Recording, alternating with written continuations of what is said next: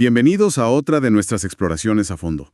Hoy nos vamos a meter de lleno en el capítulo 2 de Sofonías. Un capítulo fascinante, la verdad. Sí, porque venimos del capítulo 1 que fue un anuncio de juicio universal. Un tono muy sombrío, casi apocalíptico. Totalmente. Un panorama desolador. Pero aquí en el capítulo 2 como que se abre una ventana, ¿no? Hay un llamado al arrepentimiento. Justo antes de que la tormenta caiga, ahora sobre las naciones vecinas. Exacto. Así que la misión de hoy es esa. Navegar esa dualidad. Entender cómo es que conviven esa justicia que parece implacable con esta última oferta de esperanza. Es un juego de contrastes perfecto. Por un lado, tienes a Dios como juez de la política internacional, sin favoritismos. Ajá. Y por otro, su misericordia, que no es para todos, sino que es una puerta que se abre, y esto es clave, para los humildes. La estructura es muy clara. Primero, un ultimátum a Judá. Y luego el foco se abre y lo vemos juzgando a los grandes imperios. De acuerdo, empecemos por ese ultimátum. Los primeros 3 versículos. Uf, es que arranca sin anestesia, ¿eh? Totalmente. Congregaos y meditad, oh nación sin pudor. Suena a regaño directo, casi un insulto. Y la urgencia es total. Usa esa imagen del chátamo. La paja seca, claro, que una ráfaga de viento se la lleva en un instante. Justo. El mensaje es, la ventana de oportunidad se está cerrando, pero ya. Ahora, esa primera orden, congregaos y meditad, Ahí quería llegar. Porque es mucho más de lo que parece, ¿eh? claro, a mí me suena, júntense y piensen en lo que hicieron. Algo así. Exacto, esa es la traducción simple. Pero la palabra en hebreo, hitkosheshu, es potentísima. La raíz tiene que ver con recoger paja, casi con hurgar. Ah, sí, como escarbar. Justo. La orden es más bien, revísense por dentro, escarben en su propio ser, separen la paja del grano en su propio carácter. Es una auditoría interna brutalmente honesta. Vaya, eso lo cambia todo. No es una reunión, es una intervención personal. Exactamente. Y después de ese llamado, el versículo 3 da la receta, por así decirlo. Buscad a Jehová, buscad justicia, buscad mansedumbre. Y no son ideas en el aire. Buscar justicia son acciones. Relaciones correctas, dejar de oprimir, actuar bien, Claro, y luego buscar mansedumbre o humildad. La palabra es anagua, y no se trata de ser débil o tímido. entonces, ¿qué es? Es una actitud de dependencia total de Dios. Es admitir, yo no tengo el control, te necesito. Es justo lo contrario a la arrogancia que vamos a ver en las otras naciones. Entendido. Pero hay una palabra que me dejó pensando. Después de dar todas estas instrucciones, la promesa no es una certeza. Dice, quizás seréis guardados en el día del enojo de Jehová. ¿Sí? Ese quizás es enorme. No dice, si hacen esto, se salvan. Porque, Es que esa es una observación fundamental. Ese quizás es probablemente una de las palabras más importantes del capítulo. ¿en serio? Sí, porque no pone en duda el poder de Dios para salvar, pone en duda la sinceridad del arrepentimiento humano. Ah, entiendo. Es como decir, la oferta está sobre la mesa, la salida de emergencia existe, pero depende de que su búsqueda sea real, no un simple ritual para evitar el castigo. La salvación no es automática. Para nada, no es un amuleto. Y justo aquí es donde nace la esperanza para el famoso remanente. El remanente. Esa idea de que siempre hay un grupo pequeño que sí escucha, aunque la mayoría no lo haga. Justamente, la nación entera va hacia el precipicio, pero ese quizás es la promesa para los que responden con humildad, de verdad. Para ellos sí existe la posibilidad de ser escondidos, de ser protegidos mientras pasa la tormenta. Una puerta de misericordia que tiene una llave muy específica. La humildad genuina. No podría decirlo mejor. Ok, esta idea del remanente da un respiro, pero es como si el profeta nos diera esa luz y al segundo siguiente alejara la cámara para mostrarnos el huracán que viene. Es un movimiento muy cinematográfico, sí. Porque el foco cambia de repente. Dejamos a Judá y la profecía se vuelve global. Es un paneo de 360 grados por todo el mapa geopolítico. Y fíjate que no es al azar, es un barrido geográfico. Oeste, este, sur y norte. Como para que quede claro que abarca todo el mundo conocido. Exacto. Es una declaración de que el juicio de Dios no es un asunto local, y la primera parada está al lado. Al oeste, los filisteos. Menciona las ciudades que todos conocemos: Gaza, Ascalón, Asdod, Ecrón. Y el veredicto es tajante: desolación. Directo al grano. Serán desarraigadas, abandonadas. Pero justo ahí, en medio de esa ruina, hay un giro increíble. Un giro argumental total. Dice que la costa, ya vacía, se convertirá en pastizales. Y la pregunta es, ¿para quién? Y la respuesta es la sorpresa. Será para el remanente de la casa de Judá. Es una imagen poderosísima. Dios los visitará y restaurará su fortuna. La tierra de los orgullosos será la herencia de los humildes. Es la destrucción de un pueblo para la restauración de otro. Una justicia poética en toda regla. De la costa oeste nos vamos al este.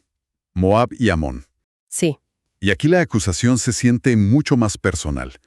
Dios dice, a través de Sofonías: «He oído las afrentas de Moab, con que han afrentado a mi pueblo y se han engrandecido sobre su territorio». Exacto. Es que no solo se aprovecharon de Judá, se burlaron. Eran vecinos, casi parientes, y actuaron como un acosador. Se alegraron de la desgracia ajena. Y por eso el castigo es tan simbólico. Por eso mismo. Su destino será como el de Sodoma y Gomorra. Y eso en la Biblia es un código para destrucción total, absoluta. Una tierra convertida en un desierto de sal. Y de nuevo, la justicia poética. Siempre. El resto de mi pueblo los saqueará. Los que robaron y se burlaron ahora serán despojados por sus víctimas. Y el texto te dice la razón, no hay que adivinarlo, dice con todas las letras, por su soberbia. La arrogancia fue su perdición. Oeste, este. El recorrido sigue hacia el sur y llegamos a Etiopía o Cus. Y aquí el juicio es brevísimo.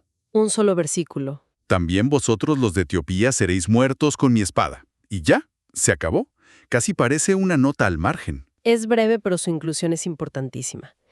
Etiopía, para ellos, era el fin del mundo conocido al sur, una potencia lejana, poderosa, casi mítica. Espera, pero ¿por qué tan breve? Con los otros hay detalles, acusaciones. ¿Significa que su pecado era peor o qué? Es una pregunta excelente. La brevedad no significa que el pecado fuera mayor. Cumple una función estratégica en el mensaje. ¿Cuál? Incluir a una nación tan lejana y poderosa con una sentencia tan directa, el mensaje es claro: el juicio de Dios es universal. Nadie está demasiado lejos, nadie es demasiado fuerte, no hay un solo rincón en el mapa que esté fuera de su jurisdicción. Entiendo. Es la globalización de la justicia divina. Una pincelada para completar el cuadro. Eso es. Y eso nos deja con la última parada, el norte. Y esto se siente como el clímax, el plato fuerte de toda la sección. El juicio contra Asiria y su capital, la legendaria Nínive. Sin duda, estamos hablando de la superpotencia de la época. El imperio que tenía a todo el mundo aterrorizado. Exacto. Nínive era como la Nueva York o el Londres de su tiempo, el centro del poder. Por eso su caída tenía que ser la más espectacular de todas. Y las imágenes que usa Sofonías son de una desolación postapocalíptica. Entra un cuadro de la ciudad más vibrante del mundo, convertida en un refugio para animales del desierto. Y es muy específico, ¿te fijaste? Menciona pelícanos y erizos durmiendo en los dinteles de los palacios. Sí. Chacales aullando donde había música y comercio. Hasta habla de un buitre, un ave de carroña, posado en una ventana. Es la imagen de la muerte de una civilización. La naturaleza reclamando las ruinas de la arrogancia. Es una imagen brutal. Y de nuevo, el profeta no se queda en la descripción física, apunta al corazón del problema. El versículo 15 es demoledor. Durísimo. Primero la describe. Esta es la ciudad alegre que estaba confiada. Y luego nos dice lo que esa ciudad pensaba, lo que se decía a sí misma. Yo y nadie más fuera de mí. Esa frase es escalofriante. Esa frase lo es todo. Es la arrogancia humana destilada. Pura. Es mucho más que orgullo. Es autodeificación. Es un imperio entero que se cree Dios. Y no es una exageración del profeta, ¿eh? Está usando un lenguaje que en otras partes de la Biblia, como en Isaías, solo Dios usa. Jehová dice: yo soy y no hay nadie más. Y Nínive se atreve a decir lo mismo. Es como si una nación hoy dijera, somos la historia y el resto son solo notas al pie. Es exactamente esa mentalidad, la del demasiado grande para caer. Nínive no solo se creía invencible, se creía la única realidad que importaba. Y por eso su destino es la consecuencia lógica. Es la consecuencia directa. Cuando te declaras el centro del universo, la única respuesta del verdadero centro del universo es convertirte en un vacío, en un yermo, en un objeto de burla. Es la caída inevitable de cualquier poder humano que intenta ocupar el lugar de Dios. ¡Qué recorrido tan intenso! Empezamos con un llamado íntimo a la humildad y terminamos con la caída de un imperio por su soberbia.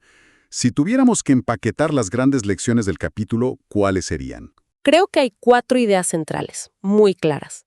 La primera, sin duda, es la oportunidad. Sí, eso queda claro. Antes de cualquier juicio, Dios siempre ofrece una vía de escape. La puerta de la misericordia se abre para quien la busca con humildad. Nunca hay juicio sin advertencia. Bien, oportunidad. La segunda tiene que ser la soberbia, ¿no? Es el tema que no para de aparecer. Absolutamente. El segundo punto es la soberbia. Este capítulo es un estudio de caso de cómo el orgullo, la autosuficiencia, es el pecado raíz que lleva a la ruina, a nivel personal y a nivel de imperios. Y las últimas 2 ideas creo que van juntas. Por un lado, el poder de Dios sobre el mundo, y por otro, la protección de ese grupito, el remanente. Exacto. La tercera lección es la soberanía. El destino de todas las naciones, da igual lo poderosas que sean, está en manos de Dios. Él es el juez de la historia. Y la cuarta, para no terminar con una nota tan oscura, es la esperanza. La esperanza. Porque incluso en medio de un juicio mundial, Dios tiene un plan para proteger y restaurar a un remanente humilde. Y hay que pensar que, para los oprimidos, el juicio sobre su opresor es en sí mismo una forma de salvación. Esa perspectiva lo cambia todo. Y me deja con una última reflexión.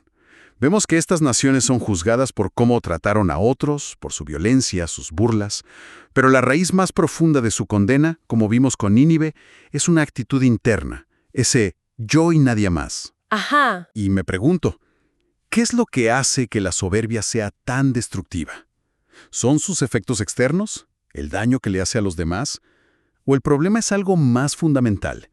Que en su propia esencia, la soberbia es un rechazo total a reconocer cualquier realidad, cualquier autoridad o cualquier valor que esté fuera de uno mismo.